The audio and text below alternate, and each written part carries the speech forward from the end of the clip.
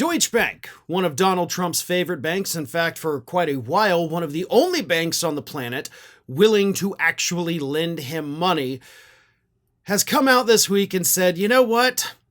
This guy sucks for the economy. But not just him. I mean, yes, what he's doing is definitely putting us on the fast track to economic destruction, but Deutsche Bank basically said it's the entire Republican Party that's destroying the economy right now.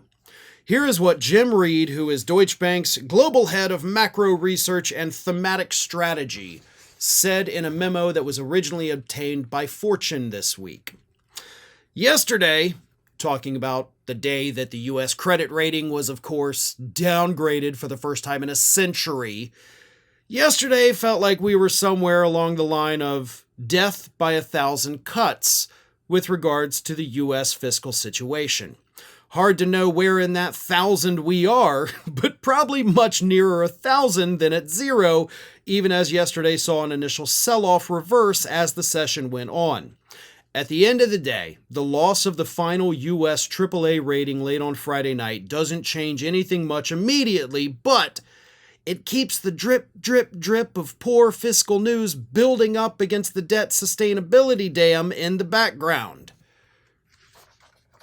Now, that debt sustainability dam in the background is, of course, him referring to the fact that Republicans are exploding the national debt by pushing through a $4.6 trillion tax cut package for the wealthy elite, while also slashing programs for those who desperately need those programs. So the death by 1,000 cuts comes from the U.S. losing, that top credit rating, comes from Donald Trump's tariffs, it comes from all the layoffs, and it comes from the proposals that Republicans in the House are putting through that are going to greatly reduce spending across the country. See, that's part of this that Republicans don't ever want to look at, but obviously the money people do look at because they understand money and policy. And here's what it is. When you cut programs like the SNAP program to allow low-income people to, buy food, what do they use that money on?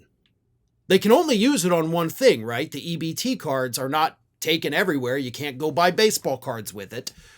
It has to be spent on food, which keeps that money in the community.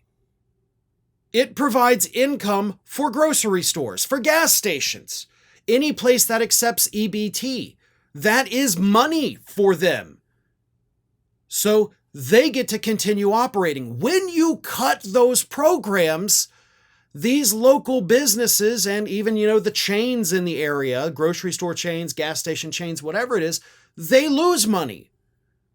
When they lose money, if they lose enough, depending on where they're located in a community, they may have to start making layoffs. When they make layoffs, those people that no longer have a job are also no longer able to spend money.